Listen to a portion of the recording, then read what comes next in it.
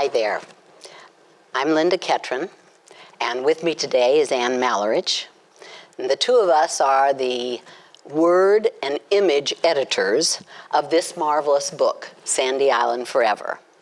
If you've been following the series, you've heard about the history and the connections to Brook Green and the Huntingtons, and you've seen a snapshot of the community during 1997. You've also heard about the legal machinations that took place to preserve this sanctuary, really. The culmination is the Waccamaw National Wildlife Refuge. There are lots of rules and regulations for its protection, and a lot of people would love to go visit, but probably, as you know, the only access to the island is by boat. And we're going to take you on an armchair tour of the island in case you never have the opportunity to visit. We are going to share with you what has been saved in the natural history area. And accompanying much of our presentation will be both photographs that Anne and a team of photographers that she worked with, and Maura Kenny, who painted the magnificent illustrations throughout the book. This is what we will be using to share what has been saved on the island with the preservation efforts. As I said, access by boat's the only way over. This is the terminal at Sandy Island Landing. The landing and the canal to access the river were all built by the Huntingtons. This landing is both the boat dock for the school boat, which takes the children who still live on the island back and forth to school. It also takes people over to the island who have signed up for tours with Romy Pyatt's Tour de Gullah program that he encourages people to come and see the island, the parts of it that are available for private touring. Often the river is flooded these days, partly climate change and these terrific storms we've been having. And when that happens, very often you can hardly access the docks to get to the boats. The small boats belong to either mainland people who go boating out in the rivers, or belong to Sandy Island commuters who've come over to go to work. So that's our landing. This is the canal. As you depart from the landing and start out this canal, the world changes. It is pristine, quiet, except for bird sounds, the lapping of the water. You can't believe that so close, literally a couple of miles away, is Highway 17 with trucks and cars roaring back and forth. It's such a busy world on the mainland, and it's so quiet when you come out onto the river. So the sights and the sounds and the smells are just amazing. I'd like Anne to come and talk a little bit about the wonderful birds that she and her photographer friends photographed. These are two paintings by Maura Kenny. The left is a great blue heron on the PD River, and the right is an osprey on a channel marker on the Waccamaw River. All right. We're looking at, of course, the bald eagle, and that was taken by George DeCamp. The amazing thing about this project, going back and forth to the island, I know I couldn't do it all. So I basically gathered some photographers that are true photographers that specialize in certain areas that I needed help with. George specializes in bird photography.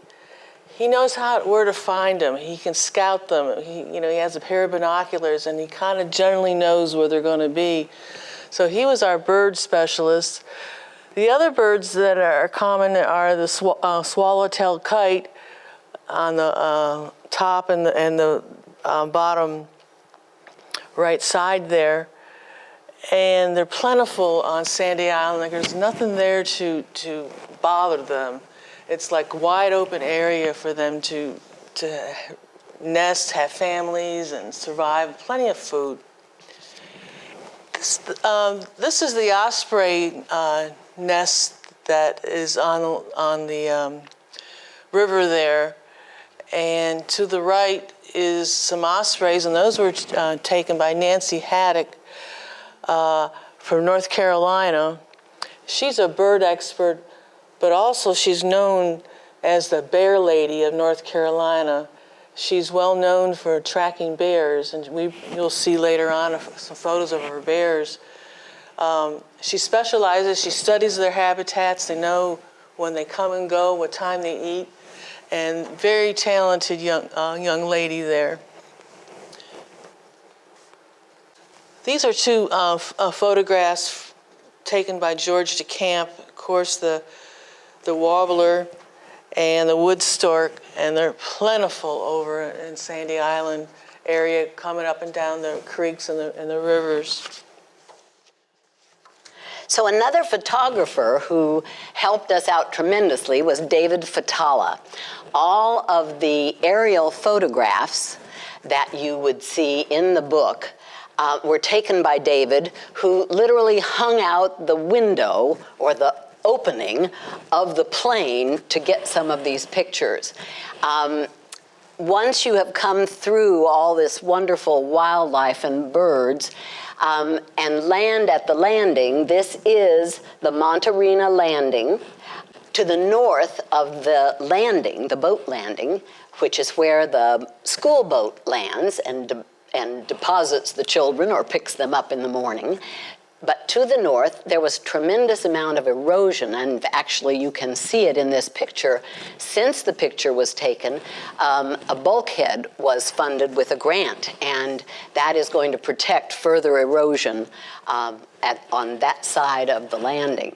You can see the Pyatt's little grocery store with the red roof. The other buildings are owned by homeowners on the island in the Monte community. We did not spend a lot of the natural history section talking about the community, except to look at the fact that they do have protection, fire, police, rescue boat, helisport protection for various disasters and emergencies that might happen on the island. The helispot is for the medevac unit to transport people to hospitals, and the little tiny boat in the front is the rescue boat, but it can outrun any one of those bigger ones. It's a terrific resource. As you know, there aren't any paved roads on the island. Everybody walks on sand. That is what Sandy Island is made of, sand. And the community has a network of little roads and pathways, and that is true through the wilderness as well. One of the most remarkable things are the rolling hills. Anybody that lives on the mainland realizes that rolling hills are a true phenomenon that exists pretty much only over on Sandy Island. The church is the New Bethel missionary Baptist church. It replaced an older church that was there, and it has been situated equidistant from 3 different settlements on the island and the cemeteries that belong to those inhabitants. It's a beautiful building, and still the site of Sunday services and many, many reunions that occur on the island. The small building to the left is the original schoolhouse that was built on the island by the Huntingtons, and now serves as a community center for the Sandy Islanders. When we travel by boat up the PD River, we come into Thoroughfare Creek on the west side of the island. And this strange land formation was machine-made. It's known as the Fingers at Paradise Point, and was a planned development that sort of got scuttled by the fact that every time you dredge, water just seeps back up into the sand, and septic systems and other utilities are pretty much impossible. What you can see, there were 2 roads, one right along the waterway, and the other sandy road that comes up through the middle there. The beach on the right side is known as the beach. It's Blaine Landing. Many South Carolinians have spent childhood days water skiing up and down the PD River and through Thoroughfare Creek, and landed at that location. When we first went out on this 3-year project, we rode the road that is along the west side of the island going north. And you can see a little bit of it right on the second photograph there. It doesn't exist anymore. And in just 3 years, that is the impact of erosion, a very serious problem. It is not just flooding, it is the increased watercraft traffic that basically creates huge wakes and just eats away. And many of the trees that you see in this picture are now submerged because they've tumbled into the water. But at that location, you can see this is sort of the other side of the Thoroughfare Creek and Blaine Landing. There is a lovely trail that is Larry Paul's trail, dedicated to the late Larry Paul, who donated much time, property, money to creating what is Sandy Island as we know it and can travel it. There are markers to his trail, and it also begins the process of communicating the rules and regulations of the wildlife refuge. In contrast to the man-made, machine-made, yes, I shouldn't say man-made, I should say machine-made canals, this network is known as the Earthworks, and these are the remnants of the rice culture that was thriving on Sandy Island. They were hand-built, and just imagine the time, labor, and unpleasant conditions of hand-building by enslaved Africans to delineate the different plantation properties. And those are still visible from the air. A few times you'll come across them by land, but you don't always know what they are. It's the aerial view that lets you see how they demarcate and still exist to separate these plantation properties. other remnants of the rice plantation.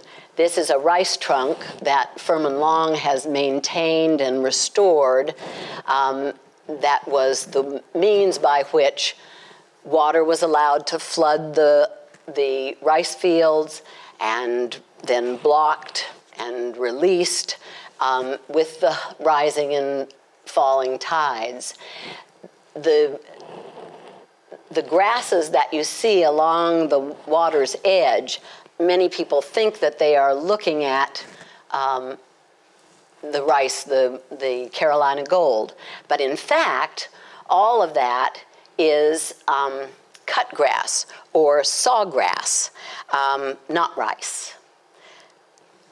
And it's called that because if you accidentally reach out to get one of the beautiful fronds, you'll wind up slicing your fingers.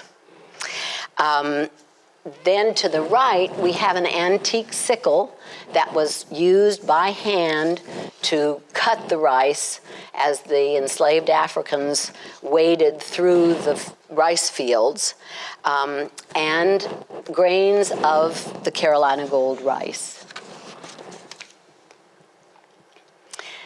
That was along the,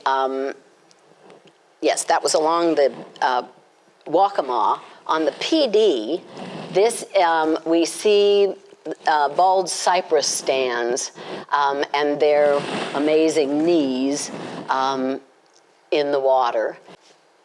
They run into black swamps inside.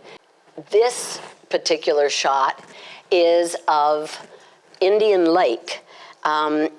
It looks like a lake, but it's really just a widening of one of the creeks. The creek is named Cooter Creek, and it's about 5 miles long. It empties at the south end into Thoroughfare, which we've looked at in previous slides.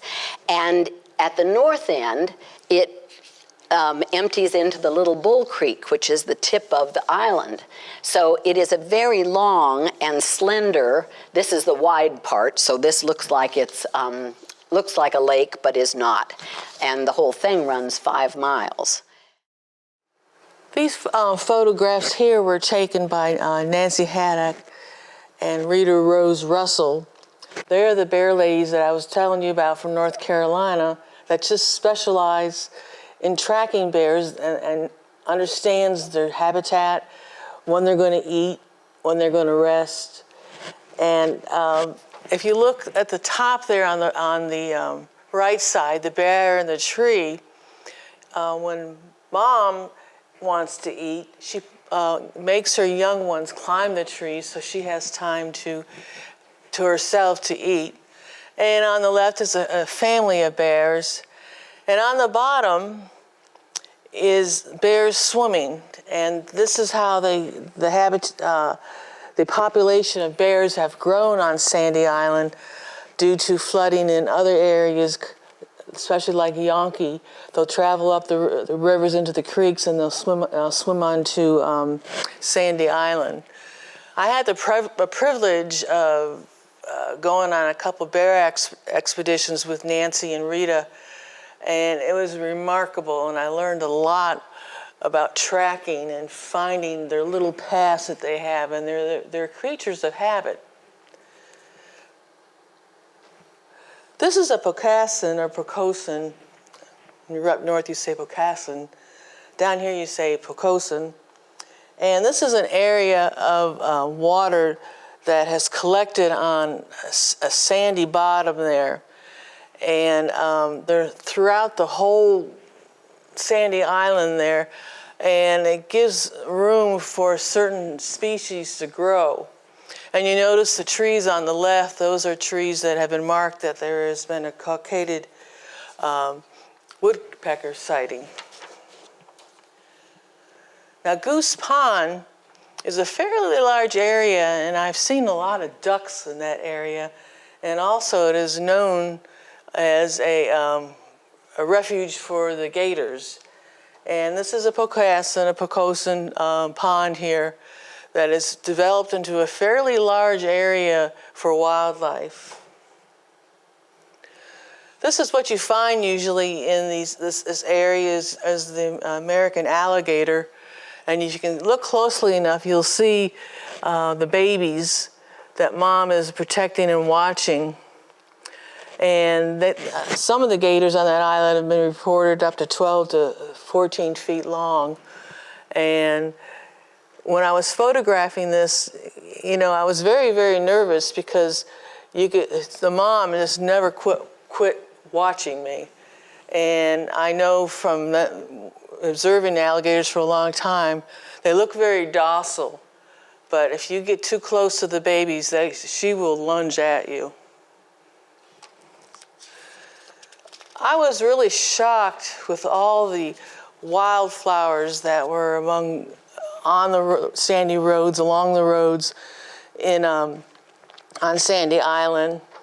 The top one is a spider lily, and we found those growing along the creeks, like Thoroughfare Creek, and they're just beautiful. And the way the leaves are shaped gives the name spider lily. The primrose willow. When you're in a boat, all of a sudden these primrose willows start floating down on abandoned pieces of wood, and they make home to growing on these pieces of wood, and eventually they'll just float and land somewhere, and then they'll sprout on the land. The next one is the meadow beauty flower, and they were a host to a lot of bugs and insects feeding off of them, and they were just simply beautiful. And it was just like rows and rows of them along the sandy walkways. The next one is the wild lupin on the bottom right there, and they were spotty in areas and growing. They're not really found anyplace else. And they're not abundant in South Carolina in certain spots. And Sandy Island's lucky to have many of these species. This was my favorite. This is the field of pitcher plants. It was the largest field of pitcher plants I've ever seen. When I walked up to it, my eyes started watering. I was in such joy. It just continued on and on and on. And they grow in that sandy soil there, and they have adapted to catch their food, such as insects, because there's no nutrition in a Pocosin. I actually got my shoe stuck. It was so soft, the oil is so soft, I actually stepped in to a very wet area, and I actually sucked my shoe off. That's my fond memory of that. We all have live oak trees throughout South Carolina. They're majestic, they're beautiful. And Sandy Island had an abundance of them. Usually they were in an area at one time where a plantation or a home stood. And what grows on them is that resurrection fern. And when it's been raining, it comes out in this beautiful green color from the rain. But when we don't have rain, it curls up into this brown color, and it just stays on the bark of the tree. But it was magnificent to see all the greens. I often have told people, I've never seen so many shades of green. It was like, I was just overwhelmed by the many colors of green. And I think I made the quote, 50 shades of green on that island. Just one thing I want to point out about this picture on the left. It just looks like tree, but do you notice something right in there that is not a tree? It is the chimney from an old plantation home, one of the homes on the Brook Green property on Sandy Island, and that is all that is existing from, that's the most extant relic on the island of anything that was there in the past. We find shards and buttons and all kinds of tiny things, but this chimney is the largest remaining relic from the past. then this road is called Long Lane. They used to call it Highway 95, and probably a great many people still call it Highway 95 because it had that name for a very long time. It starts all the way down near the village and extends all the way through the north to the north end. And you'll notice the power lines along the right-hand side. Power was brought to the island in 1965 and followed that long road, and it has subsequently, just a few years ago, was renamed Long Lane to commemorate the unbelievable contributions of Furman Long. It is a long lane, and it couldn't have been more aptly named. Another view of it is through areas that have burned, and people looking at this might say, oh, what a disaster, but in fact, these were controlled burns. Every year, some different segment of the island has to have a controlled burn.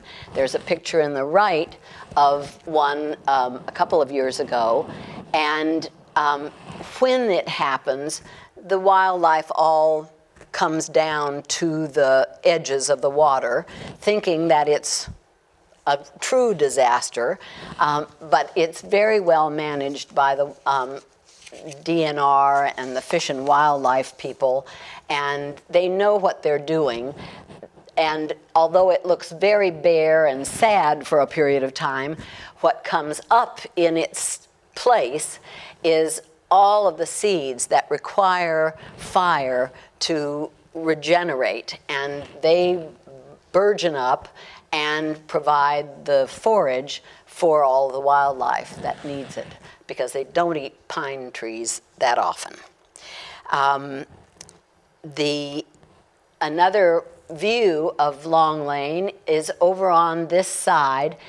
This is called Broomsedge or broom straw, and it can be bound up to make these literal brooms that at Pyatt's little village store, they have brooms, sometimes for sale, and the seeds from the broomsedge drop down, and they are terrific bird forage. They feed a huge population of birds and even insects. This is another view of the center of the island. These are turkey oaks. They never get very tall or big, but they proliferate and turn a gorgeous rusty color in the fall. They are named turkey oaks because the leaf looks just like a turkey's foot. So that's their name, and you can see the broomsedge dotted in and out. And you can see that we're looking practically at a desert. The variety of habitats is so amazing, from floodplains to blackwater swamps to desert to pine forest. It is like a tiny continent with all of these different environments in it. What you're looking at here is some of the wildlife that is abundant on Sandy Island. To the top left is bobcats. You see bobcat prints everywhere on the sandy surface. Very rarely you get to see them because they're very, very clever in hiding and lurking in the woods. The bottom end one is the fox. They are abundant in that area also. These foxes here are known to climb trees, and it's called the gray fox. And they climb trees. Scientists don't know the real reason, but I feel it's a safe haven for them. The top right is a coyote, And I was walking down one of the sandy roads there in Sandy Island, and I was coming around a turn there, and there it was. And it looked at me, and I looked back. I was only able to fire off one photo of it because it took off when it finally saw me. But there's an abundant coyote on Sandy Island. On the bottom is a coyote den where they make home in some of these decomposing trees. And we actually found several skulls of animals right near it that the coyote had demolished for food. And of course you find the fox squirrel on Sandy Island, also around in our area. There's a lot of wild turkeys on Sandy Island. But the one on the bottom left there is an eastern hognose snake. And it reminds me, when you look at it, I've only actually seen them in textbooks, but their throat area from the neck to behind the head is like sticks out like a venomous snake. And this is the first black one I've ever seen. Most of them are multicolor, but Craig Sasser took that image, and it's just a unique snake on that island that you don't find in other areas. Sandy Island has 14 different types of poisonous snakes on the island. This one is not poisonous, but it's a very clever snake. All right, here we are looking at the feral hog. This one on the top right is a feral hog that was caught in captivity. They're big fellas, and you really don't want to mess with them. Furman Long is holding the skull of one of them, and if you notice the teeth and the fangs on the skull there. Now, one day we were on Sandy Island. Susan McMillan and I were looking at some of the artifacts on the ground there, and Susan McMillan, she can spot artifact several feet away, and she's so talented, she'll pick it up and tell you this is from 1872, where it came from. So we were looking at all the artifacts, and I was cleaning a little area to photograph them, because they're most of the artifacts that you find are laying on the surface, but they're all covered with leaves and debris. So we wanted to clean off a little area on the ground there to photograph them. And all of a sudden, Furman Long starts screaming real loud, banging his hands, and he looks at us and says, "We gotta go." And every book has the worst photo. This is the worst photo I've ever taken, probably. You can see in between the trees a whole family of feral hogs, a mom and dad and several young ones. And since Furman was making all kinds of noise in hopes that they would turn around and walk away, and all of a sudden they started coming towards us, and Furman says, "We gotta go now." The reason why this is the worst photo ever taken in the book is because I didn't have enough time to change my lens.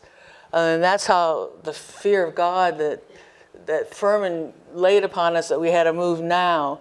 And usually you would have a telephoto lens, usually like a 300 millimeter lens, and on my camera I had a 25 millimeter lens. I only had time to actually take one photo of that, and Furman said, "We gotta go, and we gotta go now." One of the other things about when Susan McMillan and I were going through all the artifacts she found, when you see artifacts on Sandy Island, they stay there. There's rules and regulations. What you find on Sandy Island stays on Sandy Island. And all the rules about when visiting Sandy Island is found in the back of the book.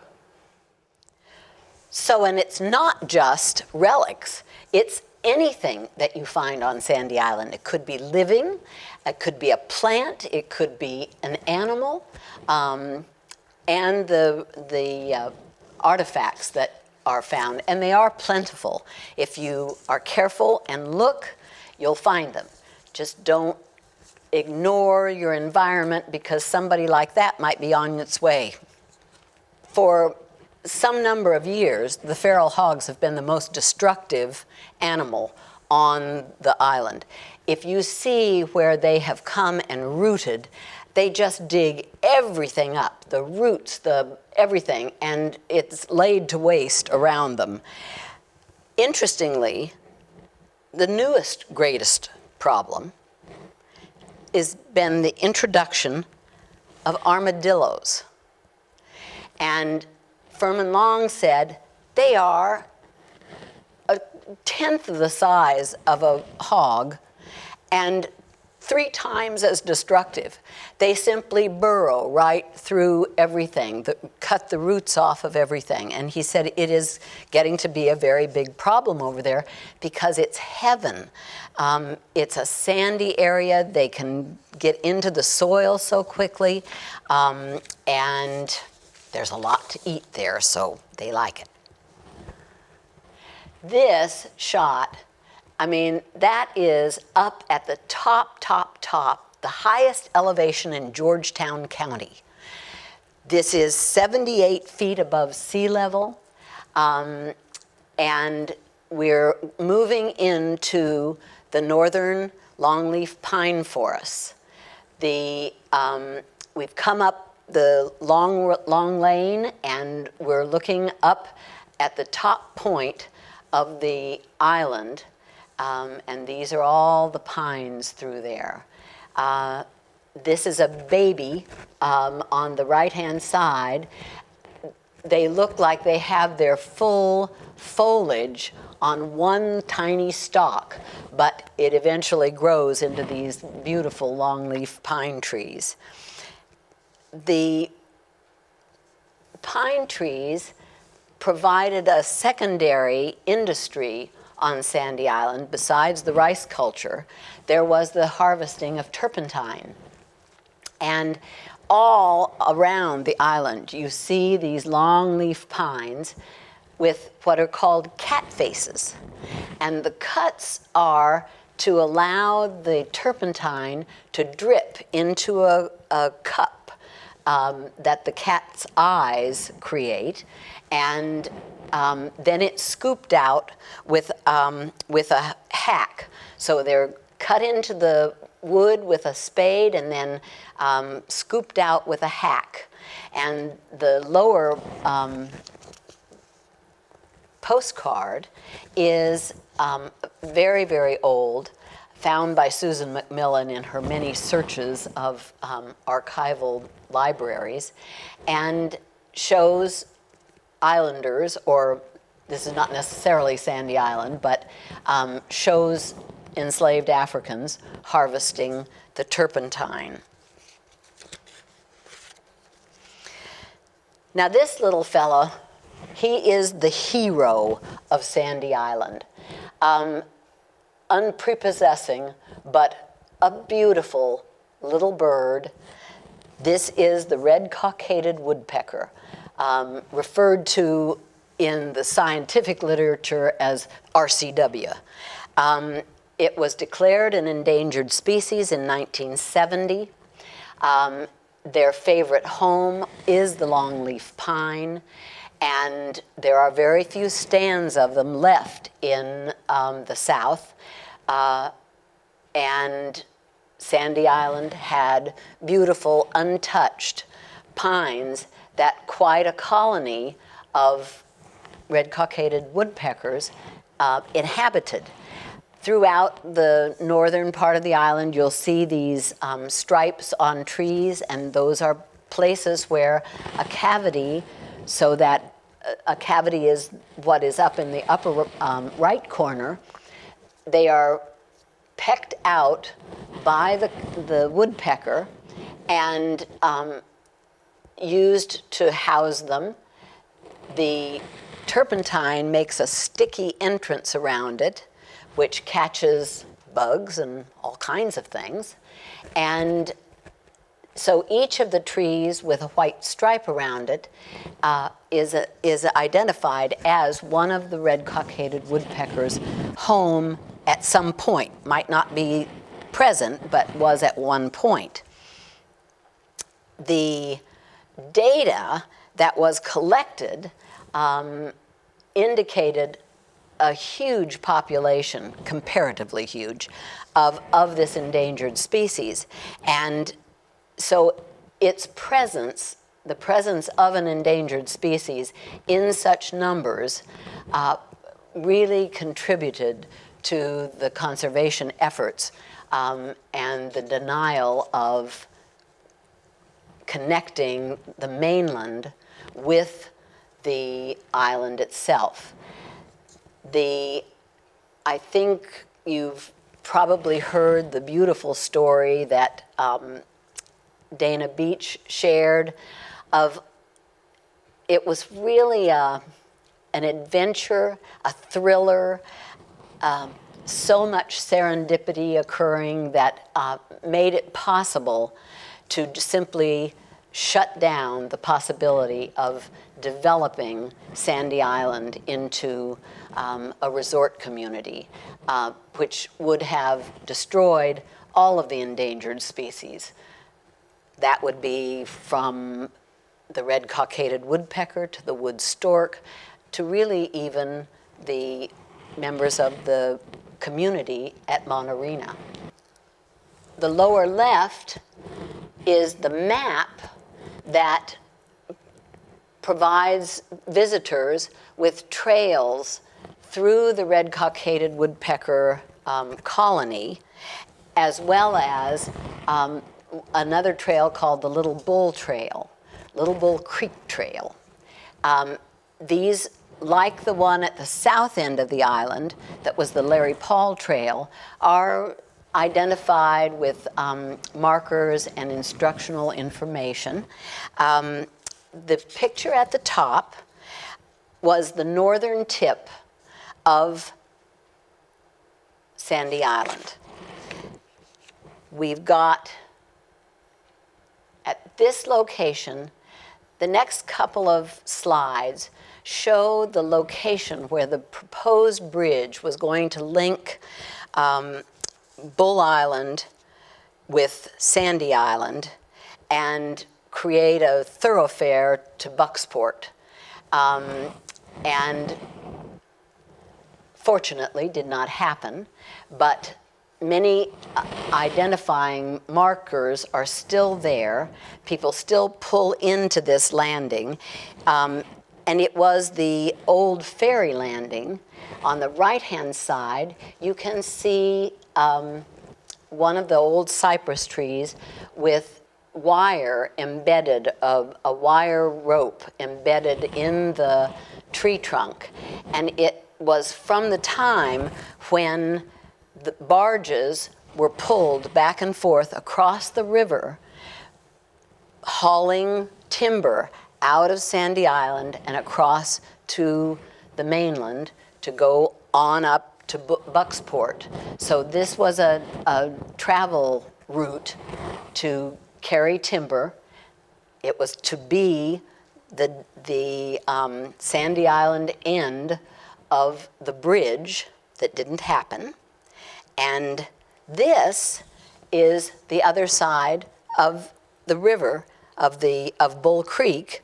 This is the other side of Bull Creek, where the old ferry landing at Tip Top Peninsula was located.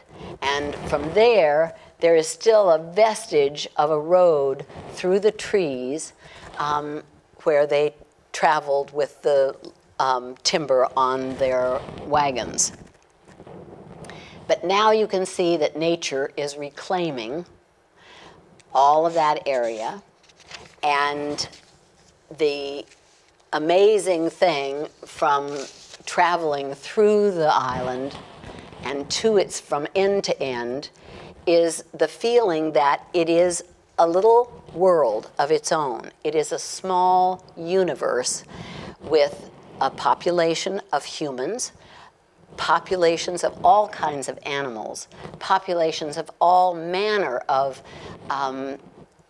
animals, plants, flowers, trees, many things that just have been, I won't say destroyed, but altered on the mainland with the development of golf courses and housing developments and business enterprises, all of which are things that we must have, but fortunately we will not have on Sandy Island.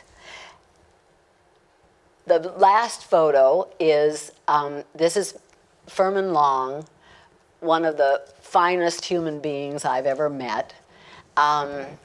He was taking us, Anne took that picture because 200 yards from the station where we keep all of these, what are called gators, the John Deere gator, it died.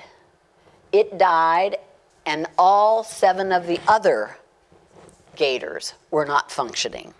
So what we have done with our book is dedicated the proceeds toward the National Wildlife Refuge, the Waccamaw National Wildlife Refuge, to fund the maintenance of these vehicles. They are critical to preservation, conservation, enforcing regulations, even emergency rescues. There are people who get out there and get lost, and it was one of the things that I found each time we went. We would arrive, I would think I was oriented, I would think I knew where I was, and suddenly we'd come out on the PD River instead of the Waccamaw River. And it is catacombs of amazing walkways, trails, some man-made, some animal-made, but it's very difficult to keep your orientation while you are on the island because everything is grown up around you. And so it does happen that people get lost and need rescuing, and so we need to make sure that they've got vehicles to travel there to get them. And so far, we've contributed $2,400 to their fund, and we look forward to doing more. Thank you.